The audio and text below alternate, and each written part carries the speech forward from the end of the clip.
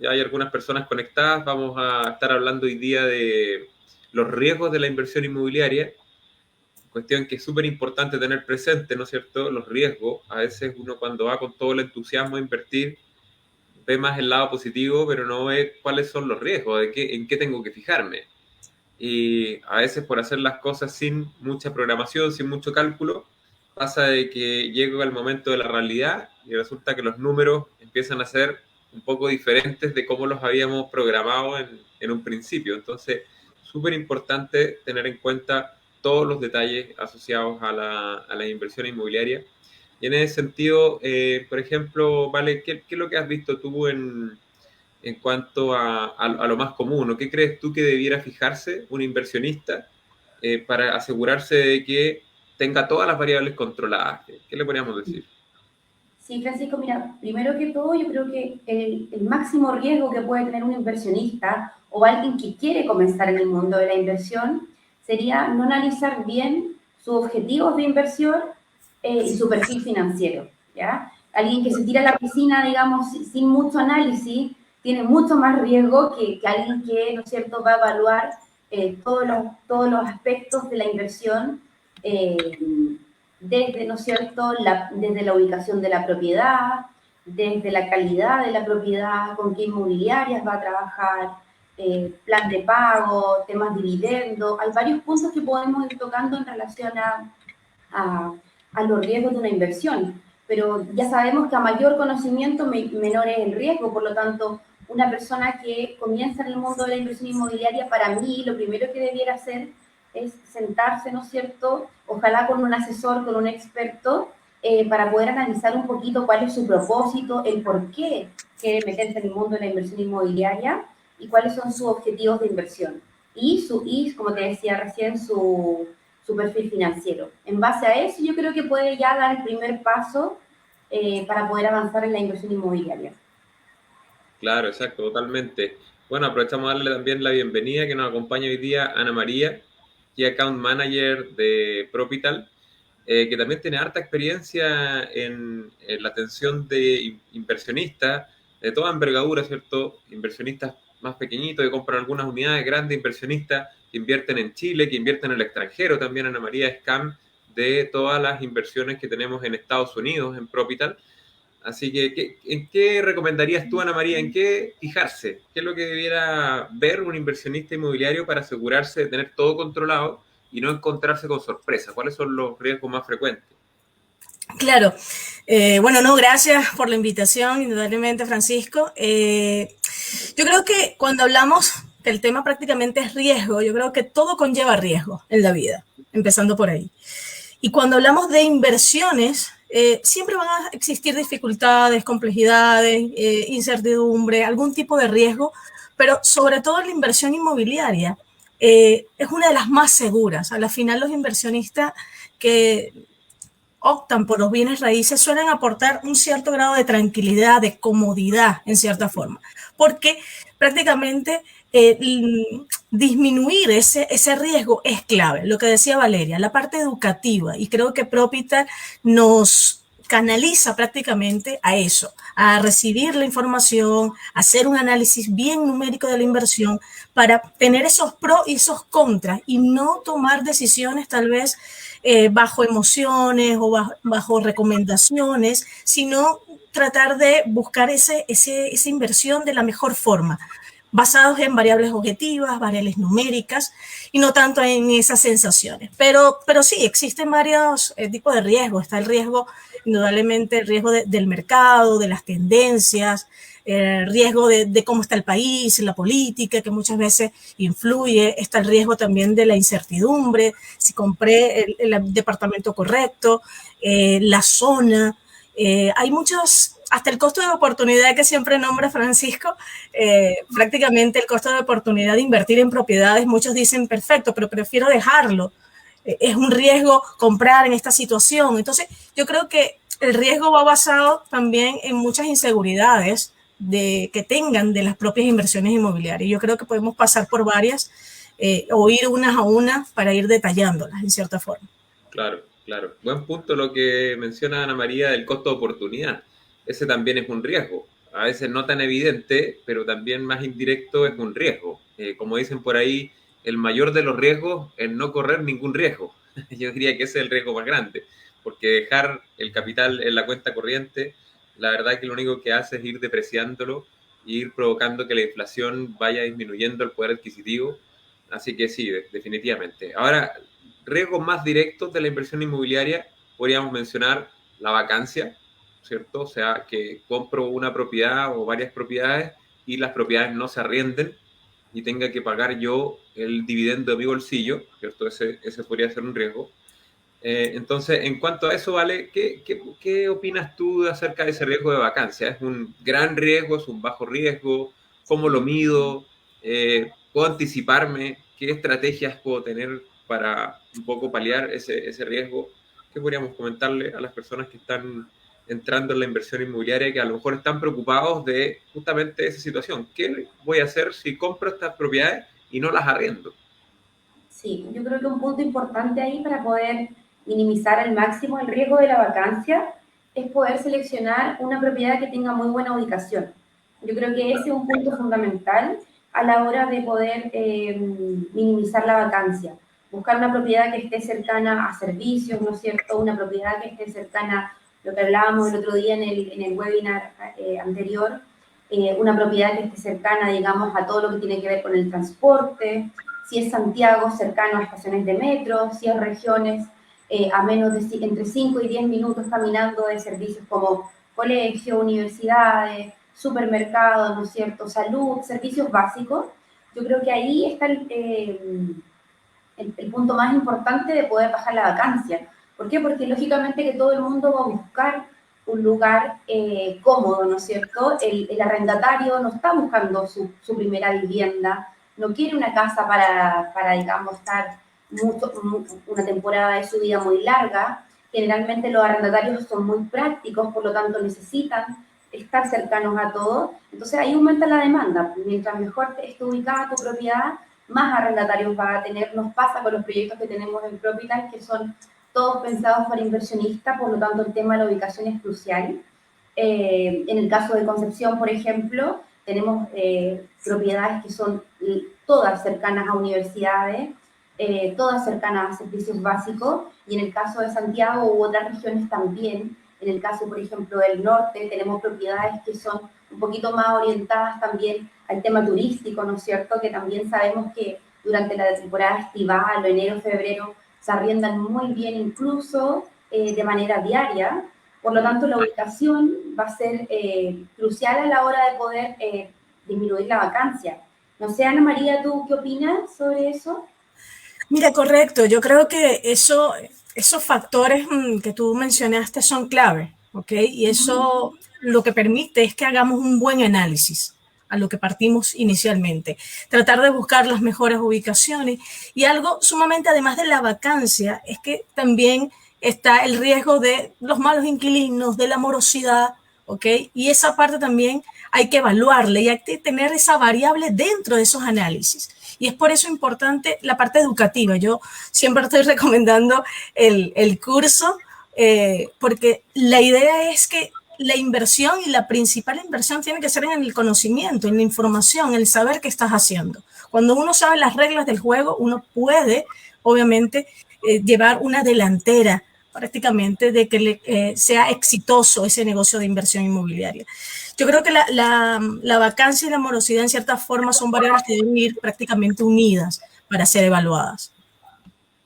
Totalmente, totalmente. La ubicación, coincido, es el aspecto más fundamental para controlar esa variable, ¿cierto? La vacancia, dónde compramos una propiedad y también el tipo de propiedad, ¿cierto? Porque no es lo mismo comprar una propiedad, por ejemplo, un departamento de 10.000 UF, no sé, 15.000 UF, a comprar un departamento de 2.000, de 1.800, de 2.500, de 3.000. Tienen comportamientos de vacancia diferentes, ¿cierto? Y dependiendo también la ubicación. Entonces, un buen proyecto, de alguna manera, es el proyecto que satisface correctamente la demanda latente por ese tipo de producto. En propiedades más grandes es más habitual, no en todos lados, por supuesto, porque hay que analizar sector por sector, pero por lo general, en propiedades más grandes vamos a encontrar vacancias también más altas. eh, por el sencillo motivo de que en una propiedad más grande hay menos personas en búsqueda de esas propiedades, ¿cierto? Y también en propiedades más grandes, que generalmente apuntan a un mercado que tiene un poder adquisitivo más alto y por lo tanto son personas que a veces pueden comprar propiedades para vivir en ellas y no necesariamente hay una cantidad elevada de arrendatarios, ¿ya? A diferencia de lo que ocurre en el segmento de las 2000 UF, 2500 UF, donde de partida hay muchas personas, muchas personas. Recuerden que la pirámide económica es así. Entonces, claro, si te vas al segmento de las 10.000 UF más acá arriba, hay menos personas, y si te vas al segmento de las 2000, 2500 UF. Entonces, hay un mar de personas en ese segmento, y además son personas que no necesariamente califican para un crédito hipotecario o tienen los ahorros para poder adquirir una vivienda, entonces van a ir por un arriendo. Tienes una alta demanda por arriendo. Por lo tanto, por lo general, si el factor de la vacancia es una prioridad para uno como inversionista, entonces debiera apuntar también a un segmento del orden de las 2.000, 2.500, 3.000 UF, de ese orden, y ya tener presente de que en la medida que vamos subiendo en ese segmento, también la vacancia se empieza a extender. Un factor también a tener presente es la diferencia que existe en el tipo de departamento, en la tipología. Un dormitorio, estudio, 2 dormitorios, 3 dormitorios. También hay que entender cómo funciona la vacancia en ese sentido. Porque la vacancia no es solamente decir tengo un 5% de vacancia, porque también hay que entender cuál es de alguna manera el comportamiento de esa vacancia. Porque no es lo mismo tener una vacancia que es de un 5% al año, que quiere decir de que el 5% del tiempo no van a haber arrendatarios en esa propiedad. Por ejemplo, en el caso de un departamento que es un estudio, que a lo mejor ese 5% de vacancia se traduce a la realidad en que cada un año vas a tener, no sé, son 15 días más o menos sin arrendatario.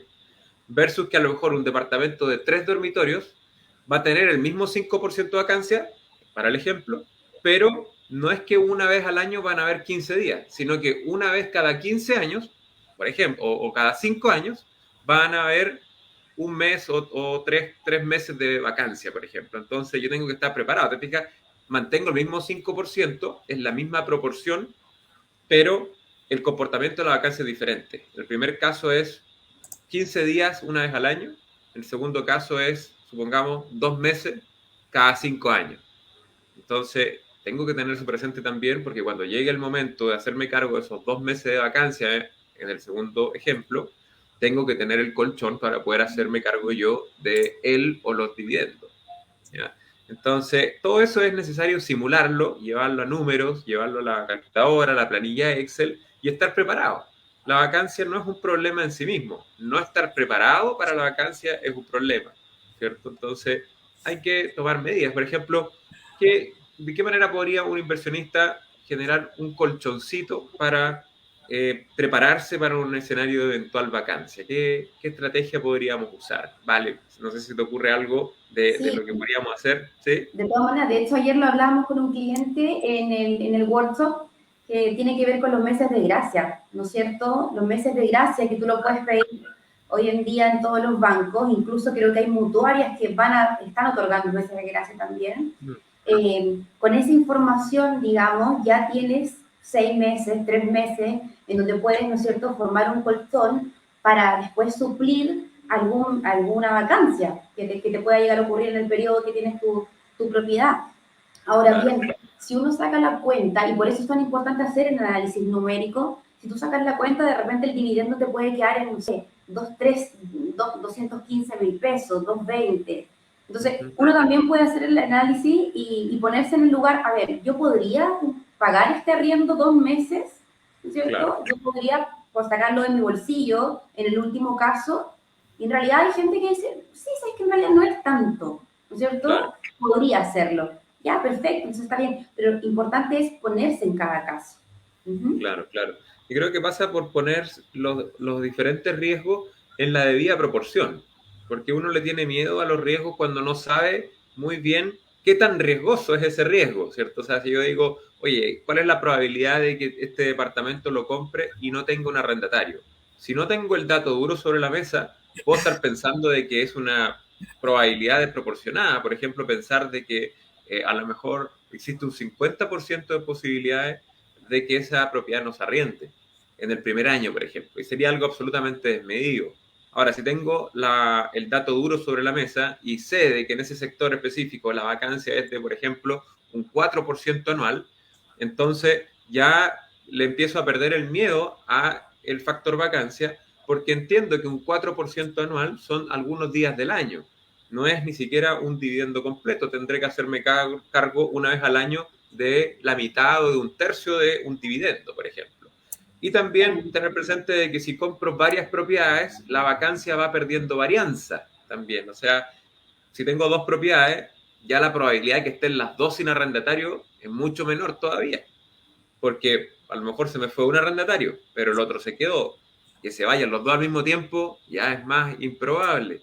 Y si tengo tres, más improbable todavía. Y si tengo 5, más improbable todavía. Y si tengo 100, más improbable todavía que estén los 100 desocupados al mismo tiempo.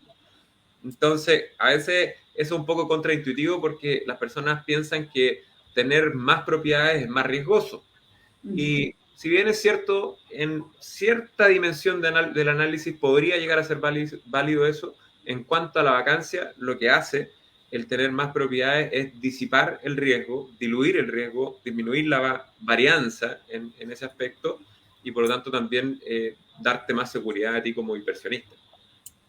Ahora, ¿qué otro riesgo hay, Ana María? ¿Ves Pero para aportar un poco, también va a depender también del perfil del inversionista, porque dependiendo del perfil que tenga, puede estar dispuesto a tolerar un mayor riesgo o un menor riesgo. Entonces, a veces el riesgo para uno no es el mismo riesgo para el otro. Entonces, a la final, esos inversionistas los podemos clasificar prácticamente en tal vez un riesgo más conservador o más moderado, un poco más agresivo.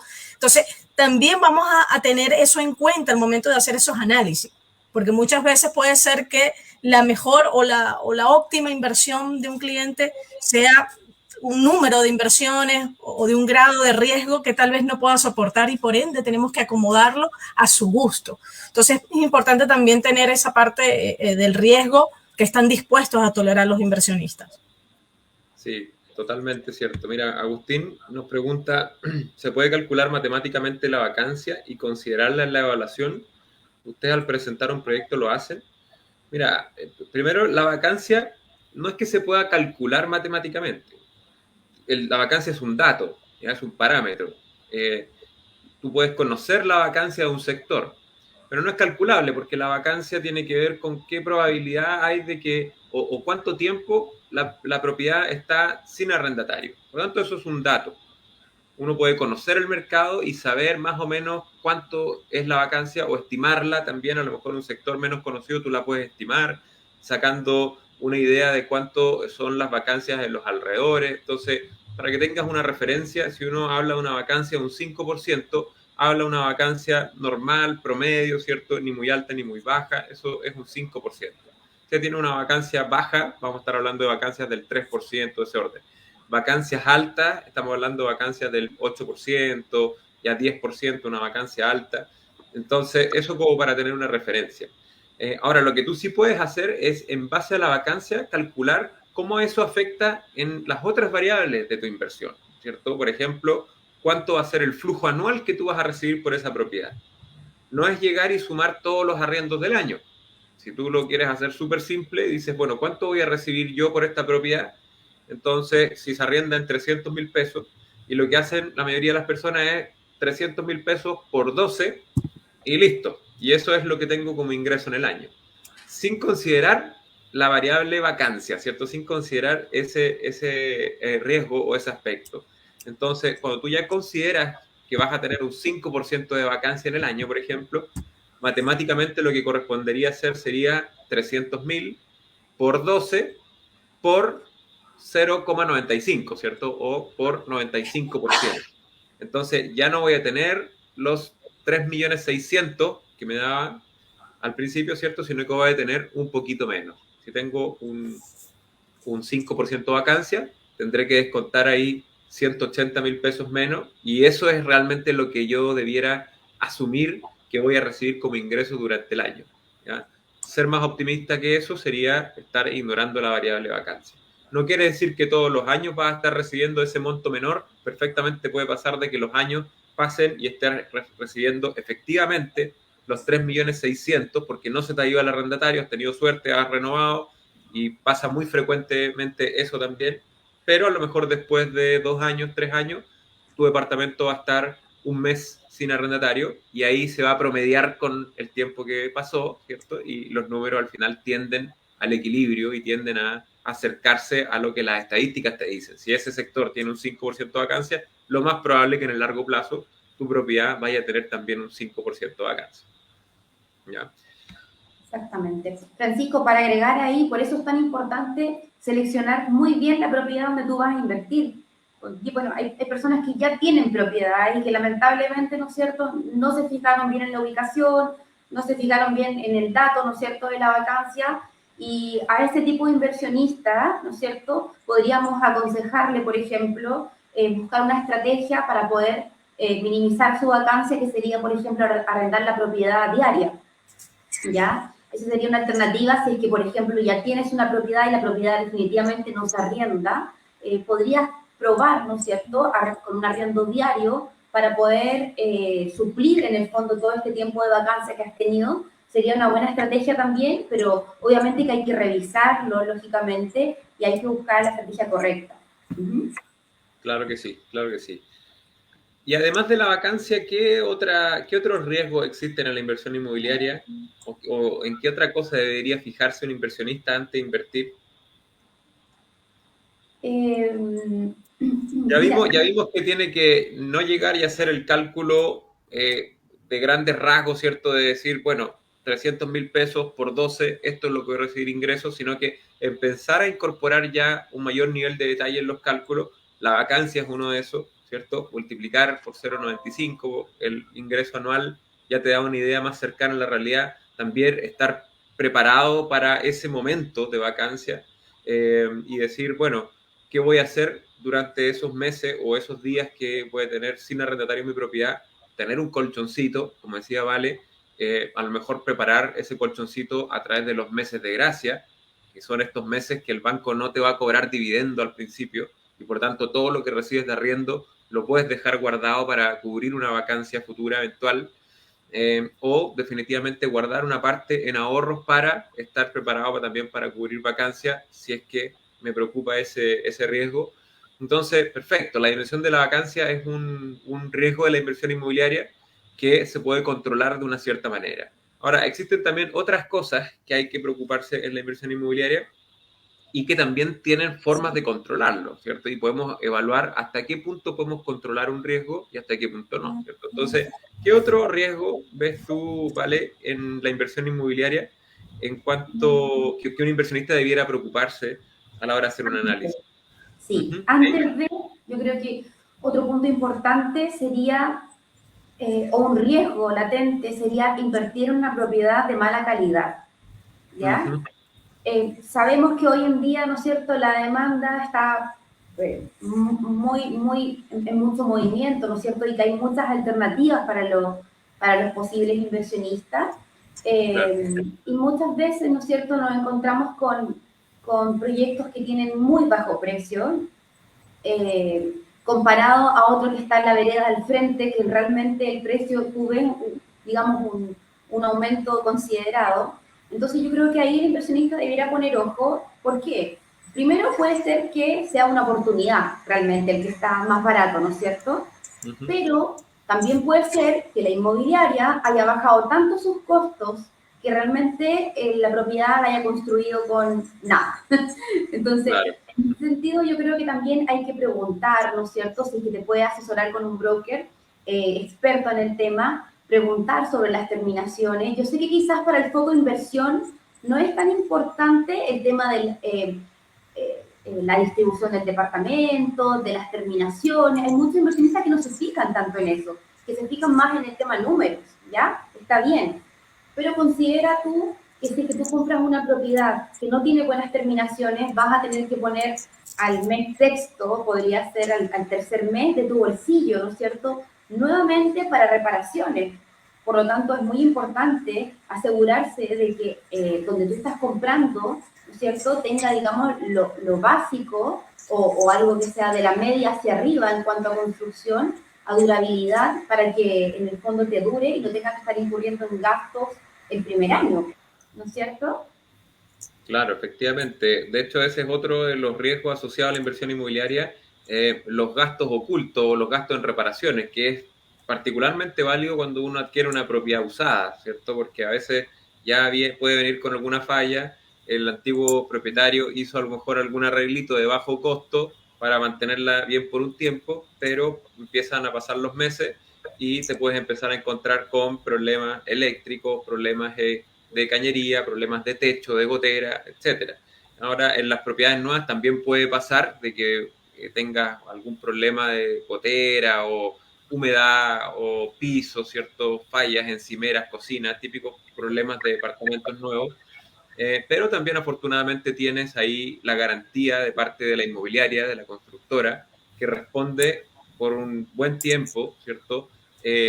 Acerca del nivel de detalle. De hecho, a nivel de detalle son 5 años que la inmobiliaria va a responder con temas de encimeras, que la bisagra que ocurría, ¿cierto? La puerta, problemas en los baños.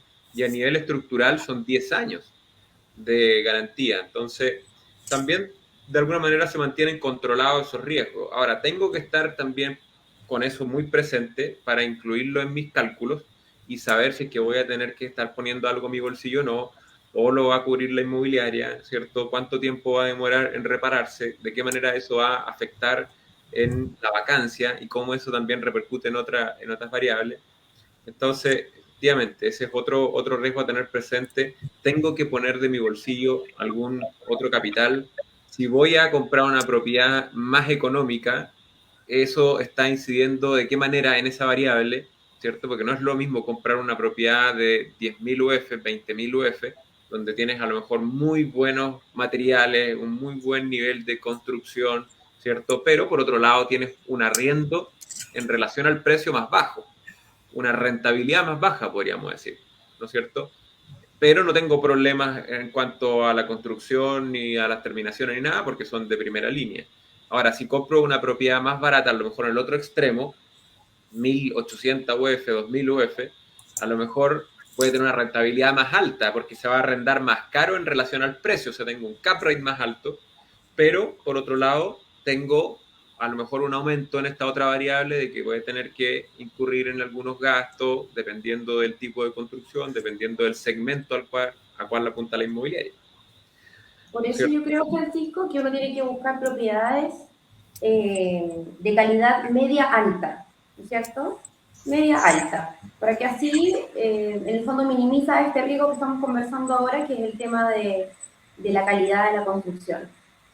Claro. Hay algo también importante que también es un riesgo, y muchos de los inversionistas también lo presentan, que es el miedo a esa incertidumbre de saber cuando hay una entrega tal vez a futuro, si la propiedad se construye, si la inmobiliaria quiebra, qué sucede, voy a estar pagando. O sea, esa incertidumbre que hay es un riesgo latente en cierta forma, pero veo que aquí en Chile a la final es obligatorio para todas las inmobiliarias otorgar esa póliza de seguro. Entonces, en cierta forma, esos riesgos o esos miedos siempre tienen ese pro solucionado que nos garantiza y que nos hace que el bien raíz sea una de las más cómodos, tranquilos, para uno poder dormir y decir que hice una buena inversión. Siempre basado, obviamente, en un buen análisis numérico. Pero eso es clave. Yo creo que la parte de la incertidumbre de una entrega futura siempre es latente. Sí, súper importante eso también, ¿cierto? Es de las preguntas más frecuentes que nos hace nuestro inversionista es, ¿qué pasa si entro en una inversión inmobiliaria en blanco, en verde, que no se ha construido todavía ese edificio y resulta que después no se construye porque la inmobiliaria quiebra, o por cualquier cambio normativo, ¿cierto? O X factor, el edificio finalmente no se construye y tú fuiste pagando el pie religiosamente todos los meses, fuiste pagando en cuota, finalmente no se puede concretar la inversión, ¿cierto? Yo diría que lo primero que hay que decir respecto a eso es que es muy poco habitual que pase eso, ¿cierto? Muy poco habitual, hay que tener realmente mala suerte para que pase algo así, pero también uno debe incluirlo en los cálculos y tener presente de que existe una probabilidad que si bien es muy, muy bajita, yo diría menor al 1%, no conozco el dato exacto, pero por el feeling de mercado, me imagino que debe ser menos de 1 cada 1000 edificios que no llega a término finalmente, por lo tanto, un factor muy, muy, muy pequeño. Pero si ocurre, ¿qué es lo que pasa? ¿Estoy cubierto o no estoy cubierto? Entonces, ahí está justamente lo que dice Ana María, la póliza de seguro, que por ley tienen que asociar las inmobiliarias a la promesa de compraventa. Tú como inversionista, cuando firmas una promesa de compraventa en verde, ¿cierto? Antes de que esté construido el edificio, por ley tiene que ir asociado una póliza de seguro que responde ante insolvencia a la inmobiliaria, ante cualquier problema que haya donde el edificio no se ejecute, tú como inversionista recuperas el 100% de lo que invertiste. Entonces eso es algo también que hace bien segura la inversión inmobiliaria y tiene que ver por la naturaleza de la industria. O sea, la inversión inmobiliaria es muy segura, por eso que participan las compañías de seguro, participan los bancos que financian todo esto. No, estas grandes corporaciones no entrarían en algo que tiene una alta probabilidad de no llevar a cabo. Los bancos, las compañías de seguro hacen un análisis súper exhaustivo del proyecto que están financiando y en el cual se están involucrando. Por tanto, para que una compañía de seguro o un banco le ponga el timbre y participe en un proyecto es porque ya pasó por una serie de filtros y el proyecto realmente es viable y realmente lo más probable es que llegue a cabo con éxito a la entrega. ¿Ya? Por eso es que las compañías de seguro están dispuestas a entrar en este negocio. Se imagínate, si fuera muy probable que no se lleve a cabo la construcción de ese edificio, la compañía de seguro estaría haciendo un súper mal negocio. Y si hay alguien que no hace malos negocios, son las compañías de seguro. Así que, bueno, eso también es un riesgo bastante controlado. ¿Qué más? ¿Otro riesgo? ¿Sí? ¿Vale? Para agregar ahí también, importante como inversionista, si tienes un perfil, ¿no es cierto?, que le teme mucho a este tipo de riesgo con el tema de la póliza, ¿no es cierto?, con qué pasa si yo invierto muy a futuro y no se construye. Ok, tienes la póliza, pero de manera independiente también, o junto con tu broker, con tu asesor, podrías buscar el historial de la inmobiliaria, ¿ya? Hoy día con todo el tema de redes sociales es súper fácil, con Google, ¿no es cierto?, o de la mano de tu asesor también, investigar un poquito más allá cuál es el historial que tiene esta inmobiliaria, ¿no es cierto? Basta con poner el nombre y ya saber cuántos proyectos tiene, cómo trabaja, ¿no es cierto?, con qué constructora, etcétera. Por lo tanto, si incluso quieres ir un poco más allá y asegurarte de que estás tomando una buena decisión, podría ser un buen ejercicio también hacer esto que te digo yo, de investigar sobre con qué inmobiliaria estás trabajando. Exactamente. Bueno, aprovechamos de comentarle a la gente que si quiere dejar sus preguntas, las pueden ir dejando aquí en el chat. Vamos a estar hasta las 9, nos quedan todavía unos minutitos más, así que vamos a aprovechar de contestar todas las consultas que tengan, eventuales riesgos, eventuales miedos o dudas que tengan acerca de la inversión inmobiliaria, las pueden compartir por ahí en el chat también y las vamos a estar respondiendo. Ahí llega la primera pregunta, parece. ¿Eh? Dice, hola, ¿cómo están? Pregunta, ¿cómo afecta el aumento sostenido de la UEF en la inversión inmobiliaria? ¿Ya? Yo por mientras le voy a dejar esa pregunta a Ana María y mientras voy a ir a buscar mi cargador porque se me está acabando la batería. Así que vuelvo enseguida. Bueno. No, bueno, Carola, en realidad hay algo muy importante en las inversiones, por lo menos en Chile, que además de que muchos países latinoamericanos prácticamente lo basamos siempre en el dólar, para la inflación es sumamente importante en la UEF, porque va de la mano a la final. Entonces, prácticamente es un seguro, es una garantía que tu inversión a la final, cuando tú compras en pesos, obviamente lo resguardas en esta UEF, que prácticamente esta unidad de fomento lo que hace es resguardar prácticamente en tu inversión. Y va aumentando en cierta forma un poco, pero indudablemente a raíz para que no ataque obviamente la inflación. Y es sumamente importante para nosotros como inversionistas tener propiedades que estén respaldadas en UEF, es sumamente clave. No sé si quieres opinar algo, Valeria. Sí, no, Ana María, estoy 100% de acuerdo contigo con el tema de la UEF. De hecho, en el webinar antepasado, una persona también nos hizo esta pregunta, a la cual Edison lógicamente respondió algo muy parecido a lo que tú estás diciendo hoy en día, así que estoy muy de acuerdo con tu respuesta. De todas maneras, ahí volvemos a un 5. Sí, de hecho, bueno, lo hablábamos ayer harto también en el workshop, ¿cierto? Cómo estar preparado para la inflación. Básicamente, aumento UF, lo que quiere decir es inflación. Entonces, la mejor forma de combatir la inflación es invirtiendo, ¿cierto? Porque si dejo mi dinero en moneda fiat, pesos, dólares o lo que sea, billetes, ¿cierto?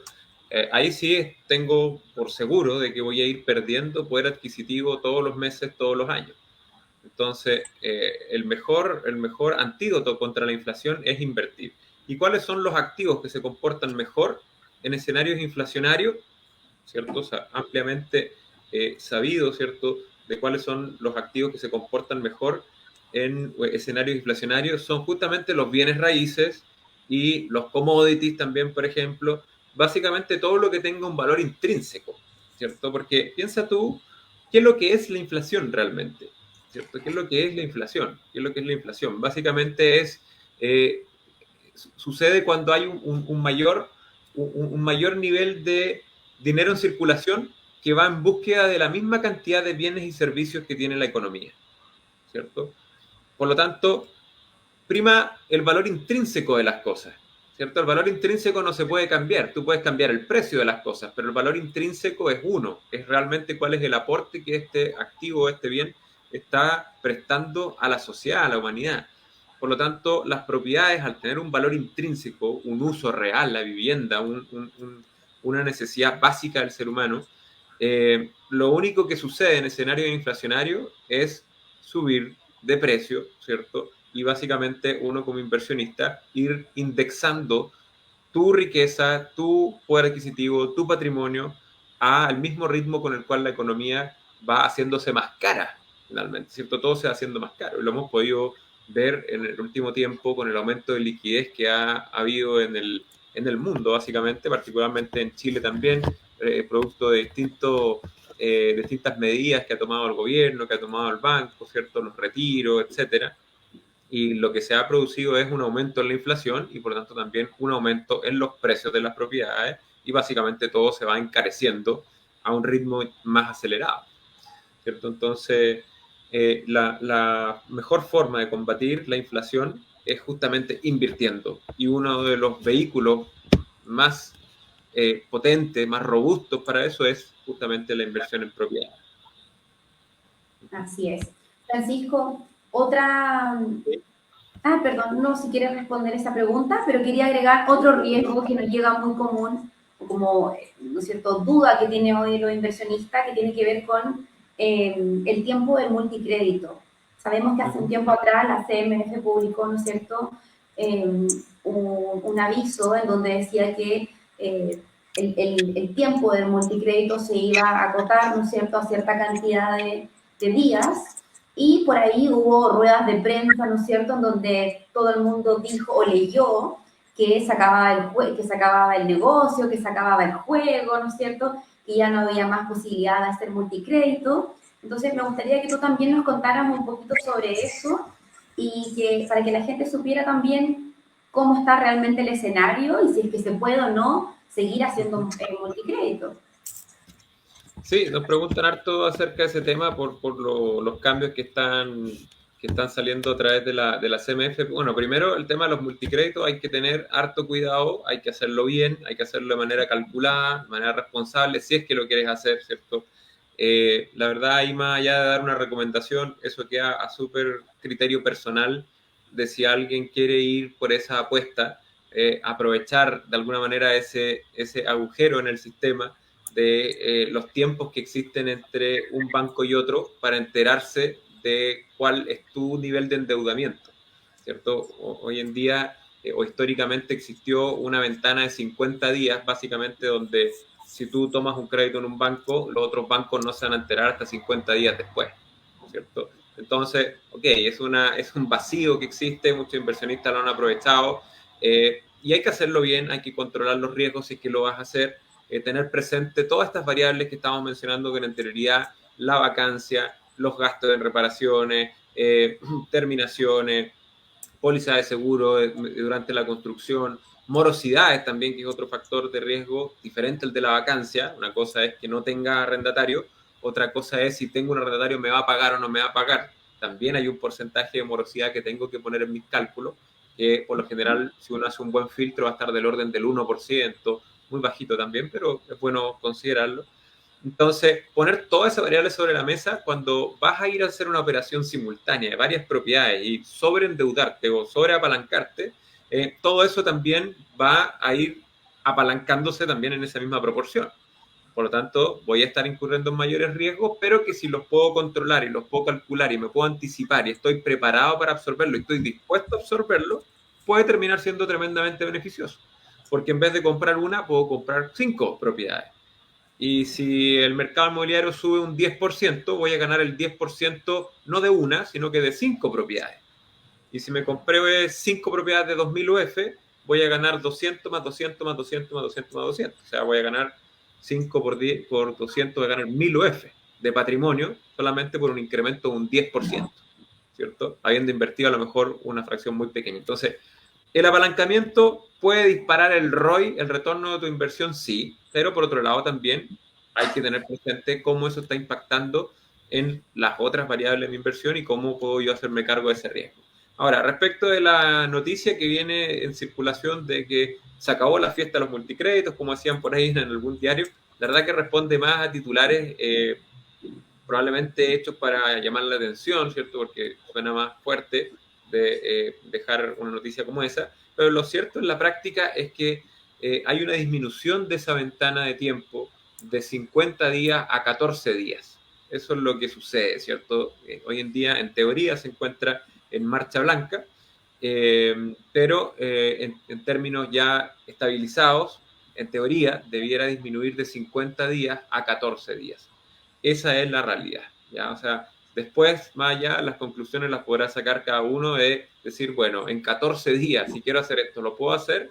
Tendré que ir a firmar rápidamente en 14 días antes que se vaya al sistema financiero mi nivel de endeudamiento. Bueno, eso queda en cada uno. Si probablemente hace una operación sincronizada, probablemente lo vayas a hacer, pero vas a tener que tener mucho ojo y hacerlo de una manera muy coordinada y muy sincronizada.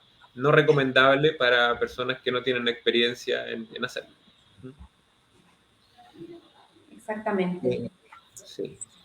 Así que bueno, ahí mencionamos algunos otros factores de riesgo. Si hay algunas otras consultas que nos quieran hacer, los pueden dejar. Vamos, nos quedan 15 minutitos más, vamos a estar transmitiendo hasta las 9.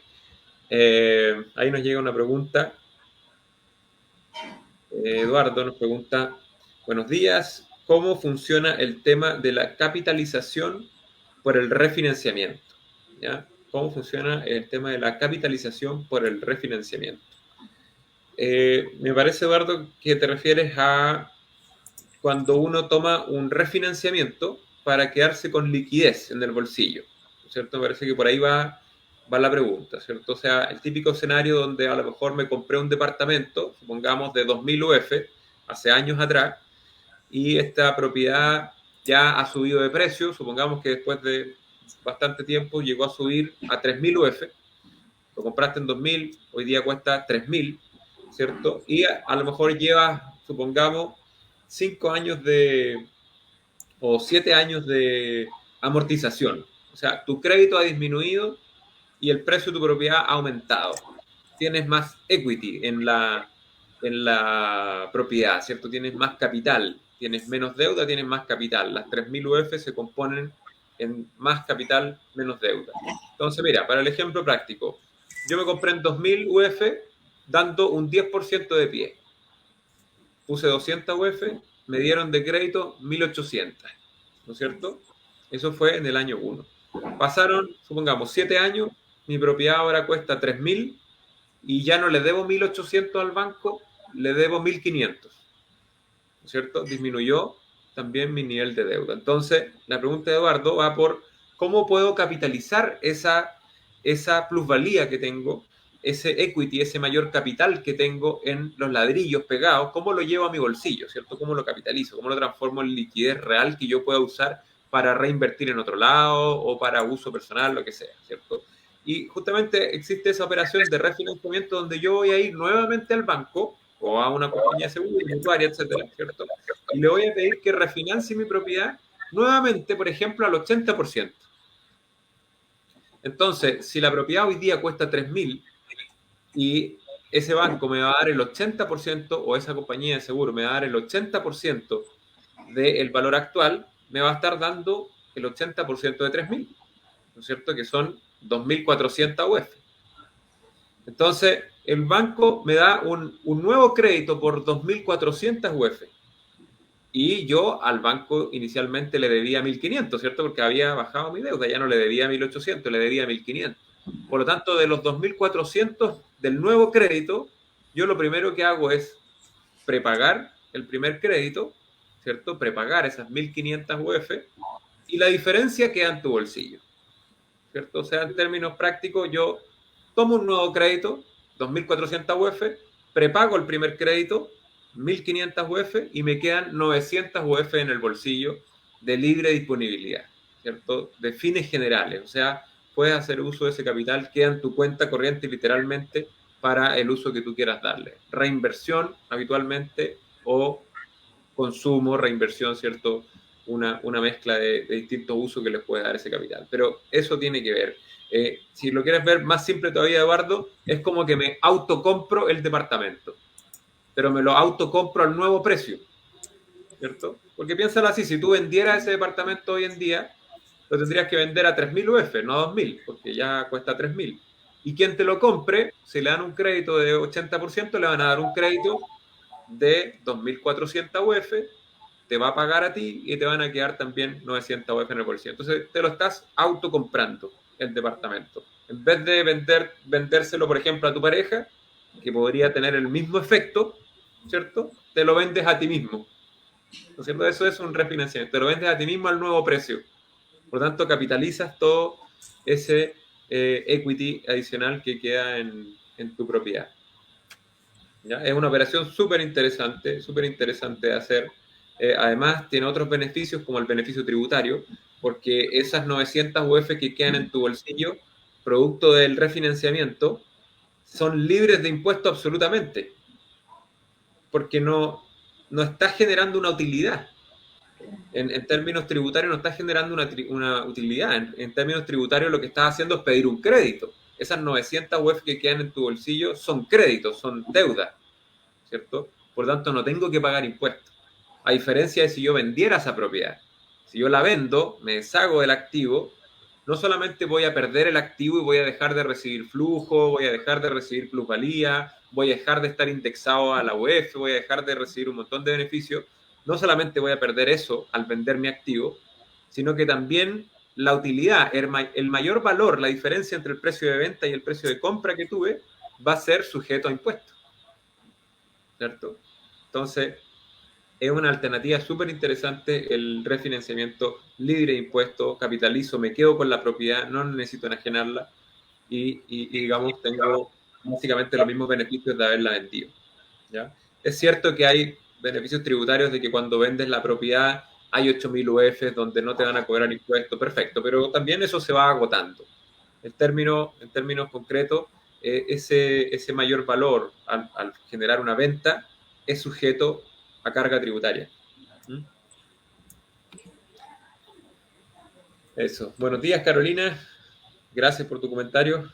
Bueno, todas las consultas que tengan pueden aprovechar de hacer. Nos quedan 8 minutitos más. 25 personas conectadas, así que felicitaciones también a las personas que se conectan un día de semana, a mitad de semana, un día miércoles a las 8 de la mañana, estar aprendiendo un poquito de inversión inmobiliaria. Eso habla muy bien de la persona que está conectada, que quiere aprender un poquito más, que quiere de alguna manera ir incorporando educación financiera, educación de inversión, y eso la verdad que se valora un montón porque es súper necesario. Hoy en día hace más falta que nunca entender muy bien cómo funciona el mundo de las finanzas, cómo funciona el mundo del dinero, porque vivimos en un mundo súper agresivo, que si no estás al día con los temas del funcionamiento del dinero, la maquinaria económica te va pasando por encima, ¿cierto? Y lo hemos podido ver en los últimos meses, sobre todo, qué es lo que ocurre a nivel de inflación, Estados Unidos imprimiendo dólares como loco, los bancos centrales imprimiendo dólares como loco, aumentando el dinero en circulación finalmente y por lo tanto diluyendo el poder adquisitivo de tu capital. Entonces, tienes que cuidar tu capital, tienes que asegurarte que el poder adquisitivo de tu patrimonio al menos se mantenga y ojalá ganarle incluso a esa velocidad con que va encareciéndose la vida. Yo siempre me lo imagino como una inundación donde hay un árbol y hay una inundación y uno se tiene que empezar a escalar de este árbol lo más rápido que pueda, arrancando de la inflación, porque si no eres suficientemente rápido para escalar, te va a llegar el agua al cuello y te va a terminar ahogando, ¿cierto? En efecto inflacionario sucede un poco lo mismo. Si yo no estoy invirtiendo y no estoy moviendo mi dinero a una velocidad suficientemente rápida, va a llegar un momento que la inflación me va a llegar el agua al cuello y me voy a terminar ahogando. Exactamente.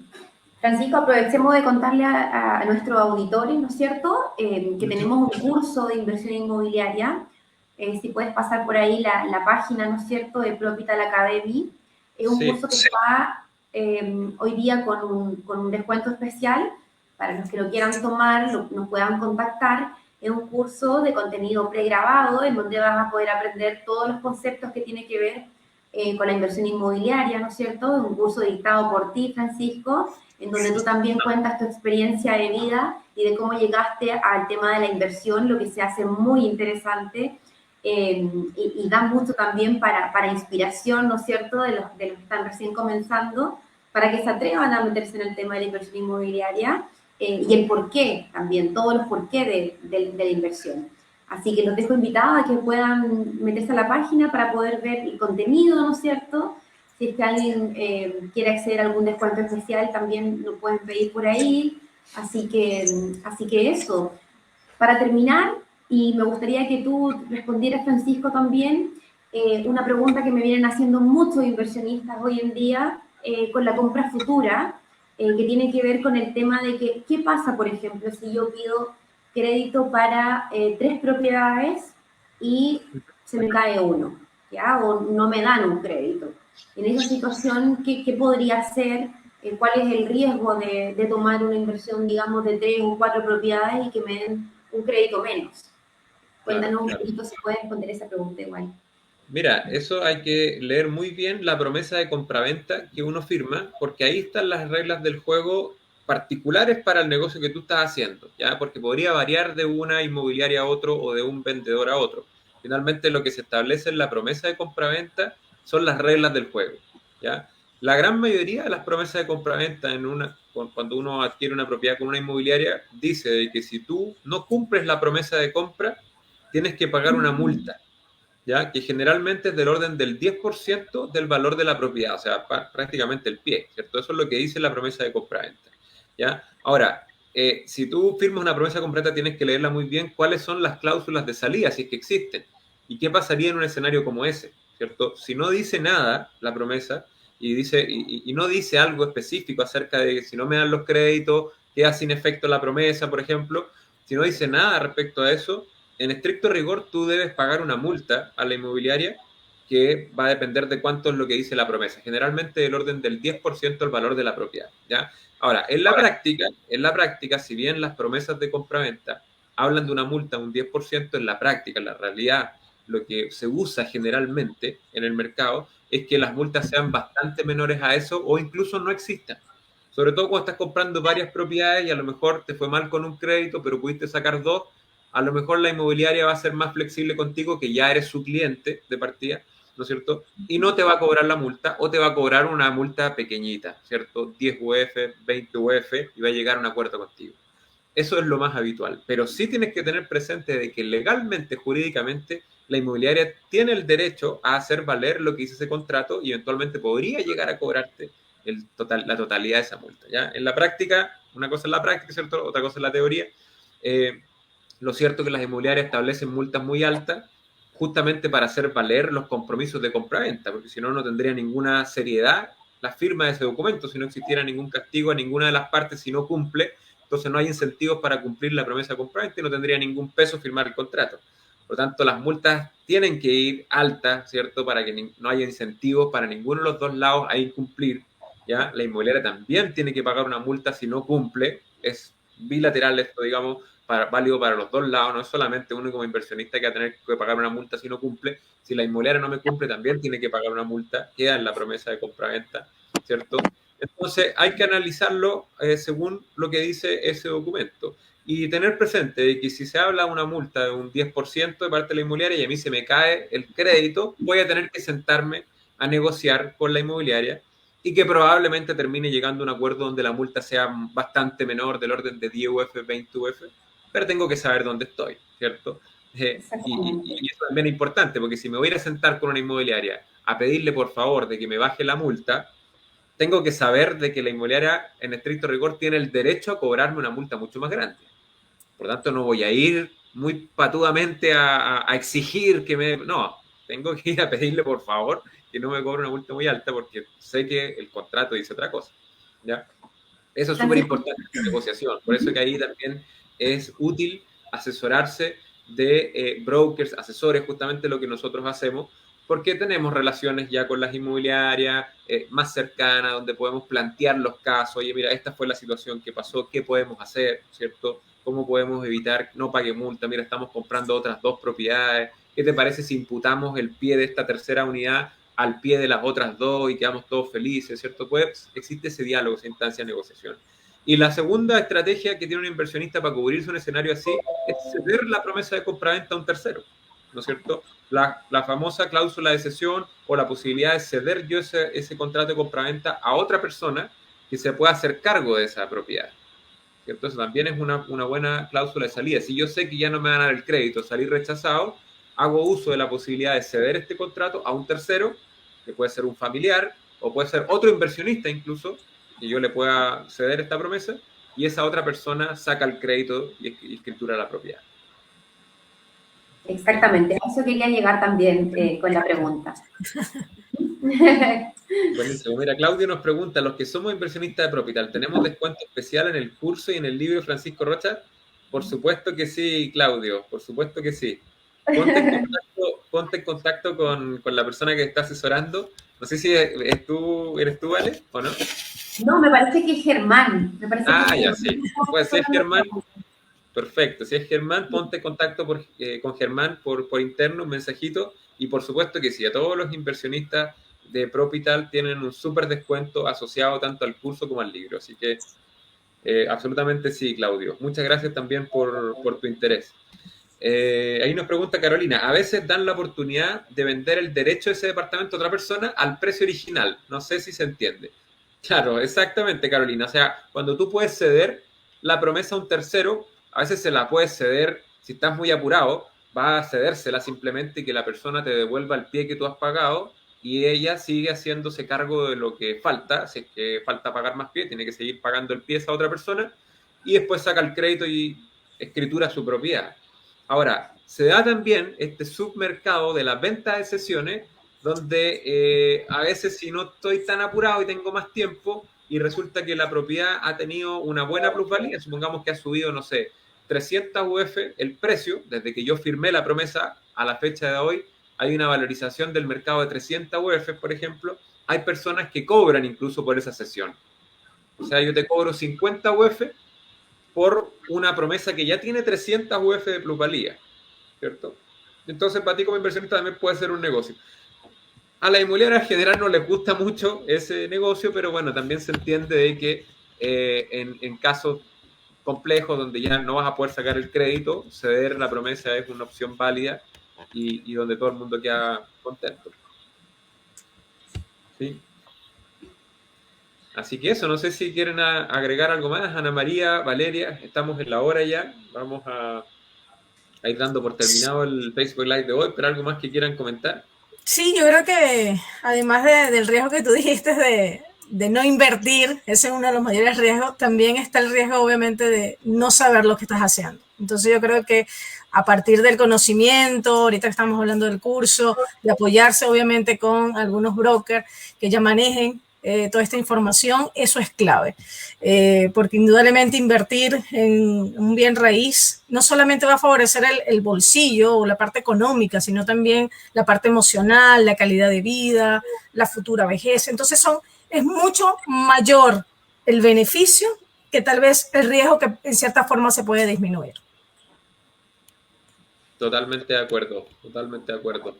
Excelente, Ana María, buenísimo. ¿Vale algún comentario de cierre? ¿Algo final? Bueno, me sumo a lo que dice Ana María y los dejo cordialmente invitados para el día a las 6:30 de la tarde en nuestro workshop presencial, ¿no es cierto?, acá en Santiago.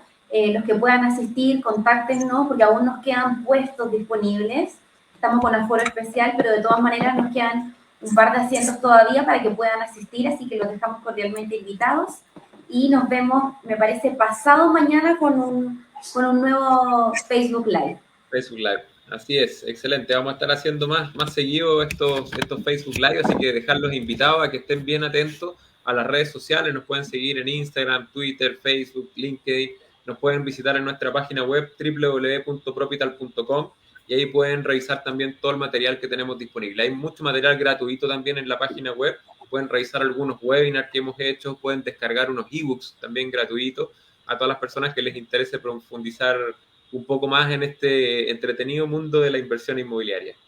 Así que nada, muchas gracias a las personas que se conectaron hoy y nos veremos en una próxima oportunidad. Que estén súper. Nos vemos. Gracias. Chao, chao. Chao, chao, chao.